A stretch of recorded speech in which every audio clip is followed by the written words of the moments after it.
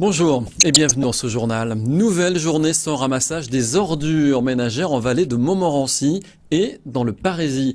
Les éboueurs se lancent dans une grève illimitée. Les perturbations concernent 29 villes du département. Un mouvement qui a commencé depuis lundi dernier sur les sites de Montlignon et de Bessancourt. Les salariés de la société Valorisons réclament une revalorisation de leur salaire. Le reportage de Christophe Aubry. Elles empiètent un peu partout sur les trottoirs. Depuis lundi, le ramassage des ordures n'est plus assuré dans 29 communes du Val d'Oise, comme ici, à Aubonne ou encore à Saint-Gratien. La faute à ces salariés qui entament leur 3e jour de grève. Ils répondent à un appel des syndicats Force ouvrière et CGT. Au total, près de 2/3 du personnel a cessé le travail sur les 330 agents employés par la société Valorisons. Leur principale revendication, l'augmentation de leur salaire. On réclame une 5% d'augmentation, parce qu'on n'a rien eu sur le taux horaire depuis juillet 2008, donc là on réclame 5%. Un éboueur maintenant il commence à 1 300,90 € brut. Donc c'est pas énorme, ça fait 1 100 € net. Tous ces agents parlent de leurs conditions de travail qui se sont dégradées et à voir leur détermination, les camions poubelles devraient ne pas quitter l'entreprise de sitôt. Ces salariés sont prêts à durcir le mouvement jusqu'à 1 mois sans travailler. Le résultat d'un conflit avec la direction qui entend ne rien céder. On a eu un collègue qui a essayé de se suicider. Il est parti monter voir la direction pour leur stipuler qu'il avait besoin de travailler, qu'il était là, il faisait grève pour son bien, pour le bien des salariés et pour son avenir. La personne lui a répondu « on s'en fout, t'as qu'à finir clochard et si tu te tues, tant pis pour toi ». La direction n'a pas souhaité répondre à nos questions sur le site de Montlignon. C'est déjà le 3e conflit social en 3 ans. L'an passé, des travailleurs sans papier s'étaient également mis en grève. Un bras de fer à la suite duquel 53 personnes avaient été régularisées. Et dans l'actualité également, cette manifestation sur Cergy-Pontoise, un mouvement des professeurs du lycée technologique Jean Perrin à Saint-Aulaumone. À l'heure de la récréation, ils ont organisé un enterrement symbolique de la section STI, Sciences et Techniques Industrielles. À la rentrée prochaine, la réforme de la carte scolaire prévoit de remplacer cette filière par une unique section liée au développement durable. Les professeurs y voient surtout une réduction d'effectifs et des conditions de travail détérioré. Je vous propose d'écouter tout de suite 2 des professeurs de la section STI du lycée Jean Perrin. Ils sont au micro de Yoann Bensoussan. L'année prochaine, donc, il y aura 14 postes déjà dans notre lycée de supprimés. Et les années suivantes, ça va aller comme ça, ainsi de suite. Donc d'ici 2 ans, mon poste va être menacé, oui, effectivement. Et sans avoir d'avenir, si vous voulez, parce qu'on ne sait pas du tout, si notre poste est supprimé, on ne sait pas du tout où est-ce qu'on va être nommé, ce qu'on va faire. Et les TP que l'on faisait à une époque en classe dédoublée vont se passer maintenant en classe entière et devant un ordinateur ou avec du papier tout simplement, quoi.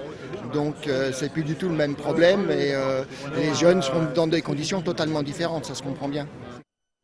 Autre conflit dans l'enseignement, à Argenteuil, on vous en parlait hier, 2e jour de mobilisation pour les parents et les professeurs du lycée, du collège Jean-Jacques Rousseau. Ils n'ont pas obtenu satisfaction auprès de l'inspection académique, notamment sur le maintien de 4 classes.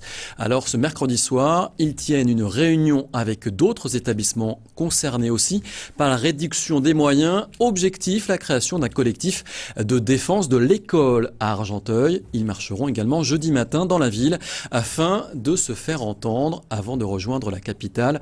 Point de départ d'une journée d'action dans l'éducation nationale organisée par la FSU. Allez, on part maintenant à Cergy avec le grand centre. Eh bien, un autre projet, celui de la Plaine des Linandes, c'est l'autre grand projet de la ville et plus largement de l'agglomération de Cergy-Pontoise.